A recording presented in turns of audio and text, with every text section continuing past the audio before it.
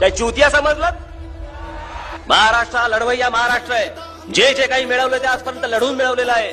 महाराष्ट्राच्या वाटेला जाण्याचा प्रयत्न करू नका. हा तिसरा नेत्र जर समजा या शिवरायाचा उघडला ना तर सगळेच भस्मसात व्हाल. अमिताभ बच्चन यांच्या काहीतरी घरावरती म्हणे बाटली फेकली. हो, माझा कार्यकर्ता एक बाटली नाही फेकेल, अख्खा क्रेट फेकेल. ते एक दुसरे जे आहे ते बसलं बिहारमध्ये कानाचे केस वाढवून. गंगा में स्नान करना चाहिए राज ठाकरे को. छठ पूजा उसके घर के बाहर आके करेंगे हम लोग. येऊन तर बघ साल्या, परत जातो की नाही बघ. मला लोक विचारतात काय तुमची मराठीची व्याख्या काय? सोपी आहे. छत्रपती शिवाजी महाराज की म्हटल्यानंतर ज्याच्या तोंडून आपसूक जय येतं तो मराठी. आमच्या शिवरायांचं ज्यावेळेला शिवचरित्र ज्यावेळेला वाचत असताना किंवा ऐकत असताना ज्याच्या अंगावरती काटा येतो ना तो मराठी.